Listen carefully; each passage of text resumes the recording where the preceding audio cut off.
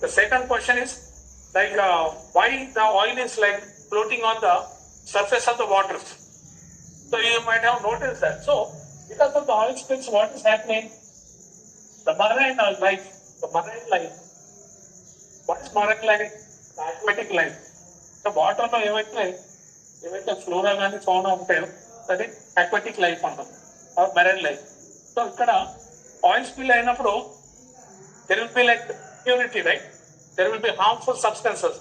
So the fishes will consume that oil. So when the oil is consumed, the fishes will die.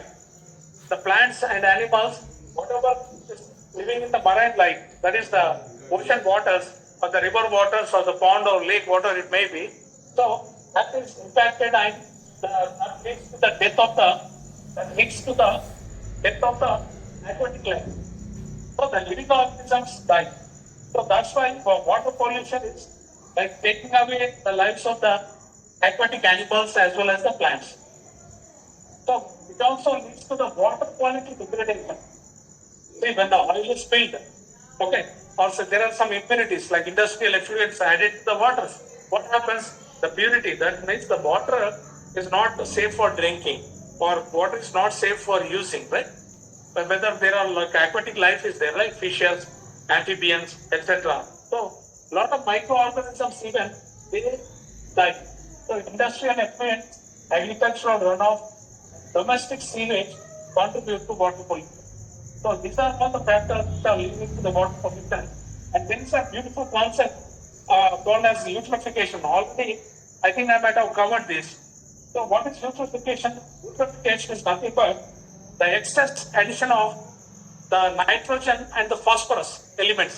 The excess addition of nitrogen and phosphorus that leads to the algal bloom. So the algae is there, right? So that leads to the algal bloom. So here the nitrogen, you can see here, the nitrogen and phosphorus, these elements are added because of the agricultural runoff.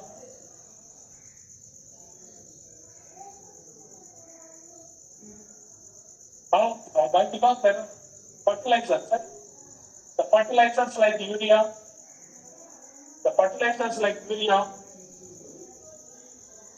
pesticides, herbicides, etc. we are adding, right?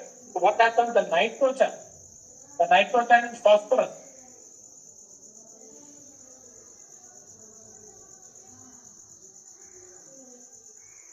So the nitrogen and phosphorus, what happens? These nutrients are added excess, right?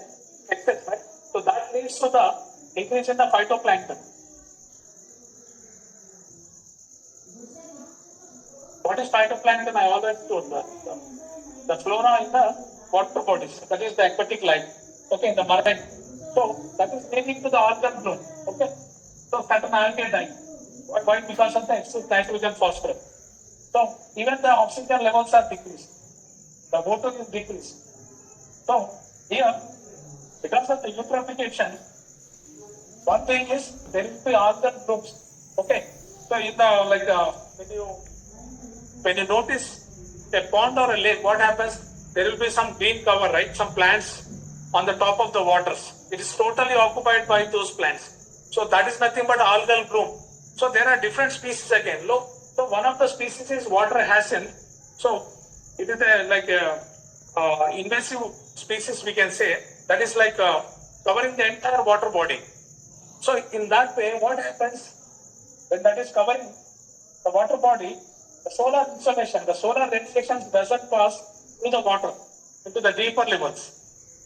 Okay, so what I meant to say is that when the solar radiations are coming like this, so when the leaves are there, that means the phytoplankton is or the algal blooms, they are acting as an obstacle. They are not allowing the light to enter the water because water is required, right, for the photosynthesis. So water will penetrate into the water up to 20 meters on the top layers of the water. But when there is plants or leaves covered on the top layer, then it obstructs the insolation to reach the water. So that leads to the decrease in photosynthesis. Photosynthesis will be decreased. Okay. Again, there will be phytoplankton increase. Okay. So when the planktons are increased, what happens? They need oxygen, right? So oxygen is consumed. So when the oxygen is consumed, the oxygen levels will go down. So there is loss in food, even the habitat will be lost, and the oxygen production is degraded. Okay, so these are the impacts of the eutrophication. The only point is you have to remember that nitrogen and phosphorus are leading to the eutrophication.